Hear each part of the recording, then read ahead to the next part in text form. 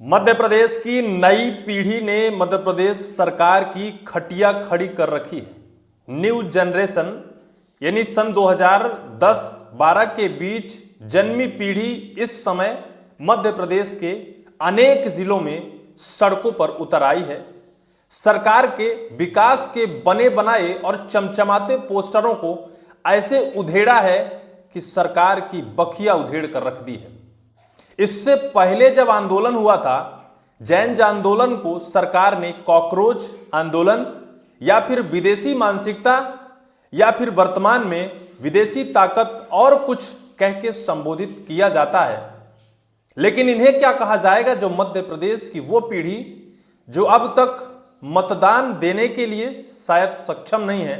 18 वर्ष उन्होंने क्रॉस नहीं किया है, अभी तक वो मतदाता नहीं है, वो अभी तक सिर्फ छात्र हैं, अध्ययनरत हैं, स्कूल जा रहे हैं या फिर स्कूल की समस्याओं को लेकर सरकार के सामने सड़कों में उतर रहे हैं, छात्रावास की समस्या लेकर सड़कों में उतर रहे हैं, सड़क, बिजली, पानी, मूलभूत समस्याओं को लेकर ये 10 से 12 वर्ष के छात्र मध्य प्रदेश के अनेक जिलों से सड़कों में उतरकर और सरकार की नींव हिला दिया है।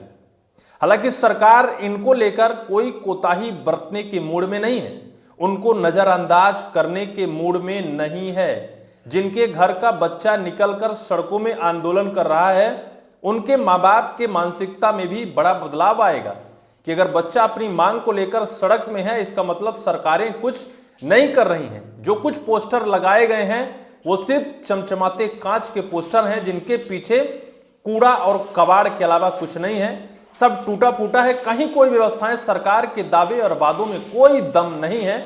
आज की खबर जो आई है ना, मध्य प्रदेश सरकार की नींव हिला देगी, चूल्हे हिला देगी। भाई सरकार भले चाहे दावा करती है, सरकार भले चाहे प्रदेश में विकास के दावे और वादे करती है, लेकिन जिस कदर आज अल्फा जैनजी सड़कों में उतरकर आंदोलन पर उतरे हैं अपनी मांगों को लेकर, विकास को लेकर, शिक्षा को लेकर, पानी को लेकर, स्कूल को लेकर, सड़क को लेकर, ऐसे में सरकार को अब चिंता में डाल दिया है। सरकार भी अब चिंता में है कि भाई इतना विकास में जो पैसा बहाया जा रहा है पानी की तरह, अरबों करोड़ों रुपए बहाया जा रहा है, इतनी सारी व्यवस्थाएं लगाई गई हैं, इतना सब कुछ सीक्रेट व्यवस्थाएं, उसके लिए बड़े बड़े अफसरों को बिठाया गया है।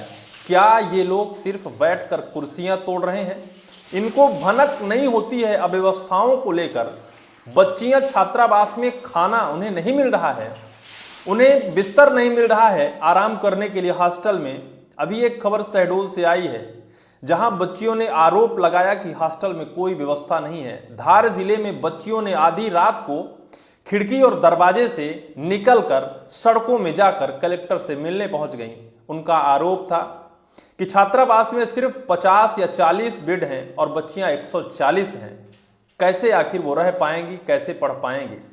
और ये सारी चीजें अगर सरकारी सिस्टम में बैठे प्रशासनिक अधिकारी नहीं देख पा रहे हैं, उनके तक ये समस्याएं नहीं पहुंच रही हैं, तो फिर इसका मतलब सिर्फ ये है कि जो अधिकारी बैठकर मलाई खा रहे हैं और भ्रष्टाचार में वो भी संलिप्त हैं, जो मलाई खा रहे हैं वो कहीं ना कहीं उनका हिस्सा उन तक पहुंच जाता है और वो बोल नहीं पाते हैं। यही वजह है कि पूरे प्रदेश से अब छोटे छोटे बच्चे निकलकर सड़कों में आंदोलन कर रहे हैं। कहीं है कि मंत्री जी का काफिला रोक रहे हैं, तो कहीं है कि सड़कों में चक्का जाम कर रहे हैं। ऐसे ही आज हम 7 पॉइंट्स में एक खबर बताएंगे कि 7 जिलों से ज्यादा बच्चे सड़कों में उतरकर सरकार के खिलाफ नारेबाजी कर रहे हैं। मध्य प्रदेश का उज्जैन जिला, उज्जैन है मुख्यमंत्री मोहन यादव जी का गृह जिला। वहां की बच्चियों ने सड़कों में क्यों उतरा? हम थक गए चिल्लाकर, कोई सुनने को तैयार नहीं, हमारे भविष्य के साथ खिलवाड़ हो रही है, हमारी तबीयत रात से खराब है, दवा खाकर आए हैं, कोई सुन नहीं रहा है, थोड़ा तो शर्म करो। आंखों में आंसू, गुस्सा और सुनवाई नहीं होने का दर्द, ये पीड़ा उज्जैन के उस छात्रा का है जो स्कूल की 300 से ज्यादा लड़कियों के साथ स्कूल शिफ्टिंग का विरोध कर रही थी। उज्जैन समेत प्रदेश के अलग अलग जिलों में कुछ दिनों से ऐसी तस्वीरें सामने आ रही हैं जिसमें स्कूली बच्चे, खासकर लड़कियां, अपनी मांगों को लेकर मुखर हो रही हैं। इसे जैन अल्फा की मुखर होती आवाज के तौर पर देखा जा रहा है। मोटे तौर पर 2010 और 12 के बाद जन्मी इस पीढ़ी के बच्चे अब अपनी समस्या को लेकर चुप रहने के बजाय सीधे प्रशासन और सरकार के सामने सवाल रख रहे हैं। ये कहीं कोई अर्बन नक्सल व्यक्ति तो नहीं है जो अभी तक इस दुनिया को अच्छे से देखा नहीं है या फिर समझा नहीं है, इन्हें तो सरकार अर्बन नक्सल नहीं कह सकती है, इन्हें तो विदेशी मानसिकता नहीं कह सकती है, इनकी आवाज तो सुननी पड़ेगी। अगर ये आवाज उठा रहे हैं तो फिर सरकार को जिस तरह से आईना वर्तमान में दिखाया जा रहा है कि कोई विकास नहीं है, कहीं कोई काम नहीं हुआ है, जो कुछ हुआ है कागज में हुआ है, किसी व्यक्ति को कोई विकास का फायदा नहीं मिला, कोई विकास का काम वहां नहीं हुआ। दूसरे नंबर पर हैं भोपाल में रीजनल स्कूल के छात्र सड़क पर उतरे। 18 अगस्त को भोपाल के रीजनल स्कूल के करीब 300 से 400 छात्र छात्राएं स्कूल को केंद्रीय विद्यालय संगठन में मर्ज किए जाने के प्रस्ताव के विरोध में सड़क पर उतर आए। बच्चों के हाथ में सेब, डीएमएस समेत अन्य अलग अलग पोस्टर थे। उन्होंने मांगे नहीं माने जाने पर आंदोलन को तेज करने की चेतावनी दी। इस स्कूल की मूल अवधारणा शिक्षा के नए प्रयोग और नवाचार की हो रही है। यहाँ किए गए शैक्षणिक प्रयोग के आधार पर देश की स्कूली शिक्षा में भी बदलाव किए जाते हैं। ये उनकी पूरी समस्याएं थी। तीसरे नंबर पर है धार में आधी रात हॉस्टल से निकली 35 छात्राएं। धार जिले के कुक्षी में आदिवासी छात्रावास की करीब 35 छात्राएं 16 अगस्त को देर रात खिड़कियों से निकलकर पीछे के रास्ते थाने और पैदल चल पड़ी। बच्चियों को रात में सड़क पर देख स्थानीय लोग और पुलिस उनके साथ हो गए। बाद में तहसीलदार, एसडीओपी और थाना प्रभारी भी मौके पर पहुंचे। छात्राओं ने बताया कि 50 बेड वाले हॉस्टल में करीब 140 लड़कियां रह रही हैं। एक एक बिस्तर साझा करना पड़ता है। मेन्यू के मुताबिक खाना नहीं मिलता और उनकी गुणवत्ता भी खराब है। छात्राओं का आरोप था कि शिकायत करने पर वार्डन चुप रहने की धमकी देती थी। 17 अगस्त को धार के गंधवानी विकास खंड के केसवी स्थित नेताजी सुभाष चंद्र बोस बालिका छात्रावास की छात्राओं ने भी आंदोलन किया। उन्होंने मूलभूत सुविधाओं की कमी, खराब भोजन और अन्य व्यवस्थाओं के विरोध में एसडीएम कार्यालय का घेराव किया। तीसरे नंबर पर है छतरपुर में मंत्री का काफिला बच्चों ने रोक दिया। छतरपुर में चंदल विधानसभा क्षेत्र में 14 अगस्त को स्कूली बच्चों ने राज्य मंत्री दिलीप अहिरवार का काफिला रोक दिया। वसराही गांव से गुजर रहा था। बच्चों के सड़क पर आ जाने के बाद मंत्री गाड़ी से उतरे और उनकी समस्याएं सुनी। छात्र छात्राओं ने बताया कि स्कूल पहुंचने के लिए पक्की सड़क नहीं है, आवाजाही में परेशानी होती है। मंत्री ने बताया कि सड़क का काम निजी जमीन विवाद के कारण रुका था, जिसे अब सुलझा लिया गया है। उन्होंने सड़क सुधार के निर्देश दे दिए हैं। चौथे नंबर पर है उज्जैन में 300 से ज्यादा छात्राओं ने घेरा कलेक्ट्रेट परिसर। उज्जैन के सराफा क्षेत्र में स्कूल को दाऊद खेड़ी शिफ्ट करने के प्रस्ताव के विरोध में 14 अगस्त को 300 से ज्यादा छात्राएं कलेक्ट्रेट परिसर पहुंची। छात्राओं ने कई घंटे प्रदर्शन किया और प्रशासन पर सुनवाई नहीं करने का आरोप लगाया। विरोध की बड़ी वजह है स्कूल का शहर से करीब 10 से 12 किलोमीटर दूर हो जाना।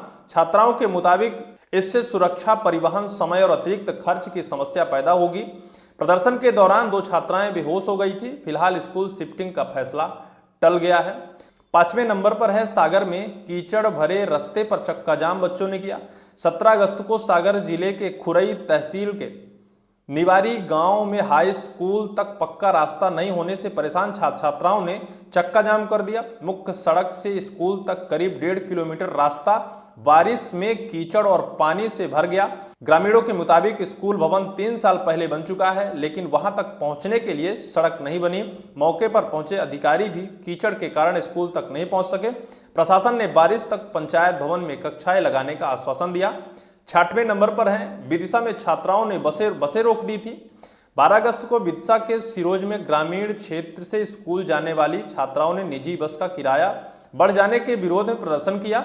छात्राओं ने बसें रोककर नारे लगाए, बच्चों को लूटना बंद करो, हमारा किराया कम करो। उनका कहना था पहले 10 से 15 रुपए किराया लगता था, जिसे अचानक बढ़ा दिया गया। गरीब परिवार की छात्राओं के लिए रोज का अतिरिक्त किराया पढ़ाई पर सीधा असर डालेगा। और इस तरह से शहडोल में भी बीते दिनों छात्राओं ने छात्रावास से निकलकर प्रशासन और कलेक्टर के सामने दौड़ते हुए पहुंची। शहडोल के कंचनपुरा स्थित आदिवासी कन्या हॉस्टल की 28 छात्राएं बुधवार सुबह अव्यवस्थाओं से नाराज होकर पैदल कलेक्ट्रेट दफ्तर पहुंच गईं। छात्राओं ने कलेक्टर पार्थ जायसवाल से मिलने, हॉस्टल में साफ सफाई और खाने की खराब क्वालिटी की शिकायत की। उनका कहना था कि बार बार बोलने के बाद भी उनकी समस्याओं पर ध्यान नहीं दिया जाता।